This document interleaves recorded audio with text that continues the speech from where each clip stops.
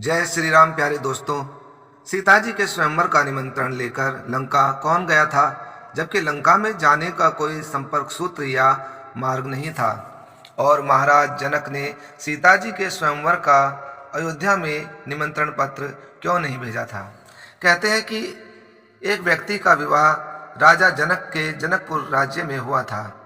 जब वह व्यक्ति विवाह के पश्चात कुछ दिनों बाद अपनी नवविवाहिता पत्नी को लेने के लिए ससुराल जा रहा था, यानी कि जनकपुर जा रहा था, तो रास्ते में एक गाय किसी गहरे दलदल में फंसी हुई थी और समझिए कि जैसे वो मरने ही वाली थी।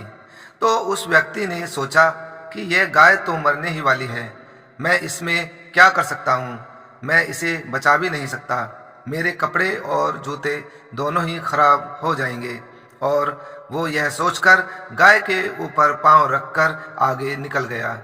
गाय ने उसी समय मरते मरते उसे श्राप दे दिया कि जिससे मिलने के लिए तू इतना उतावला हुआ जा रहा है, तू उसे देख ही नहीं पाएगा।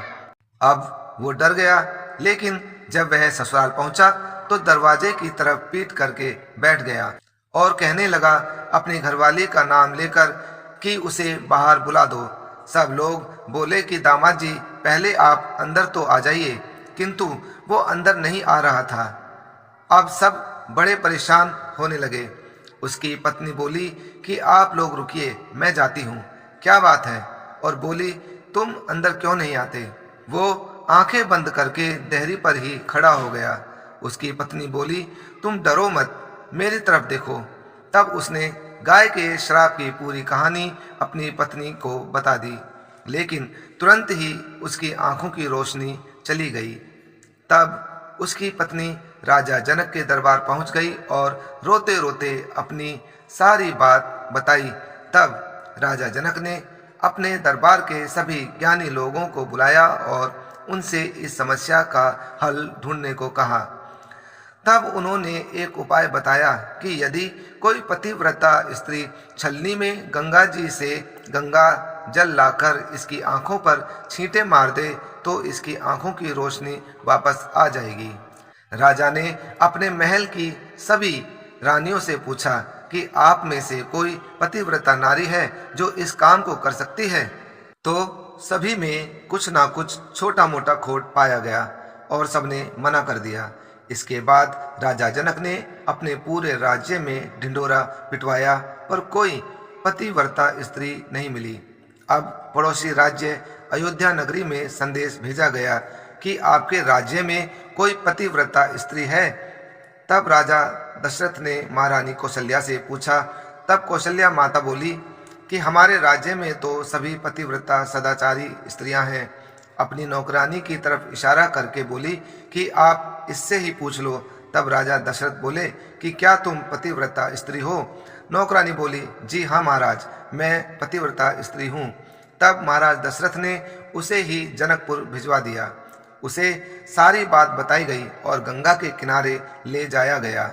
वह माँ गंगा के आगे हाथ जोड़कर विनती करने लगी कि अगर मैं मन क्रम वचन से पतिव्रता हूँ तो हे माँ, इस छलनी में से एक बूंद भी जल ना छलके। और छलनी भरकर गंगा जल ले जाकर उस लड़के की आंखों पर छींटे मार दिए। छींटे मारते ही उसी समय उसकी आंखों की रोशनी वापस आ गई। अब राजा जनक खुश हो गए और वो लड़का भी अपनी पत्नी को लेकर अपने घर की ओर चला गया। बातों ही बातों में राजा जनक ने उससे पूछा कि बेटी, तुम कौन हो, क्या करती हो? तब उसने बताया कि मैं अयोध्या में महाराज दशरथ के राजमहल में झाड़ू पोछा लगाती हूँ। राजा जनक हैरान थे, सोचने लगे कि कितनी पवित्र और शक्तिशाली देवियां हैं अयोध्या की। फिर आगे चलकर सीता जी के स्वयंवर में यही बात सोचकर महाराज जनक ने राजा दशरथ को स्वयंवर का निमंत्रण पत्र नहीं भेजा कि जिस राज्य की साधारण सी नौकरानी इतनी शक्ति रखती हो, उस राज्य के पुरुष भी ना जाने कितने शक्तिशाली होंगे। कहीं राजा दशरथ स्वयंवर में किसी नौकर को ही ना भेज दें धनुष तोड़ने के लिए और उनकी पुत्री किसी नीच कुल में ना ब्याही जाए। तो प्यारे दोस्तों, बस इसी बात को सोचकर राजा जनक ने राजा दशरथ को सीता जी के स्वयंवर का निमंत्रण पत्र नहीं भेजा था। धन्यवाद दोस्तों, मिलते हैं आपसे अगली कहानी में। जय श्री राम।